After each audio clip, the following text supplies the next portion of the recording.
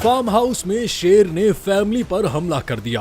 लाहौर के इलाके जौहर टाउन में वाक़ फार्म हाउस में शेर ने फैमिली पर हमला कर दिया, जिसके नतीजे में 2 बच्चों समेत 3 अफराद जख्मी हो गए। पुलिस के मुताबिक जख्मियों को तिब्बी इमदाद के लिए जना अस्पताल मुंतकिल कर दिया गया है। जख्मियों में शामिल 2 बच्चों की हालत तशवीशनाक है। पुलिस का कहना है कि फार्म हाउस में रखे शेर का जंगला खुला रह गया था, जिसकी वजह से उसने फैमिली पर हमला किया। DIG ऑपरेशंस फैसल कामरान की हिदायत पर पुलिस ने महकमा वाइल्ड लाइफ से राबता किया, जिसने पालतू शेर को काबू कर लिया। DIG ऑपरेशंस ने जिम्मेदारान के खिलाफ सख्त कानूनी कार्रवाई का हुक्म दे दिया।